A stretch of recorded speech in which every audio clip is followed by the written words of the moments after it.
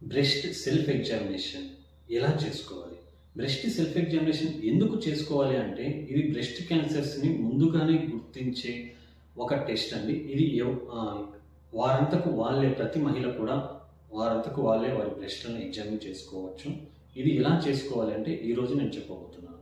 ముఖ్యంగా మీరు అద్దం ముందు నిలబడి మీ బ్రెస్ట్‌లని ఒకసారి ఎగ్జామిన్ చేసుకోవాలి. అంటే చూడాలి, అద్దంలో చూడాలి. స్కిన్ కలర్ ఏమైనా చేంజ్ ఉందా బ్రెస్ట్‌లో?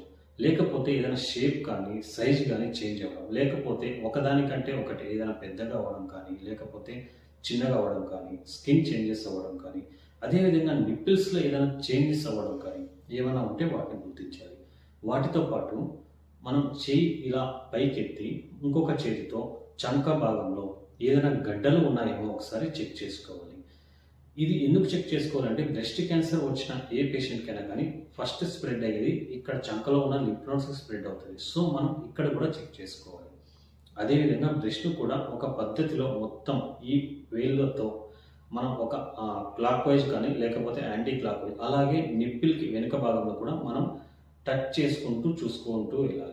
మనకి ఎక్కడైనా గడ్డలు కనిపిస్తున్నాయి, గడ్డలు అనిపిస్తున్నట్లయితే వెంటనే డాక్టర్ దగ్గరికి వెళ్లి కలవాలి. అదేవిధంగా ఇక్కడ నిప్పుల దగ్గర నుంచి ఏదైనా డిశ్చార్జ్ రావడం కానీ, అంటే రక్తం కానీ, లేకపోతే నీళ్ళ వంటి ద్రవం కారణం కానీ, ఇలాంటివి ఏదైనా అనిపించినట్లయితే వెంటనే దగ్గరలో ఉన్న డాక్టర్ దగ్గరికి వెళ్లి కలవాలి. Thank you.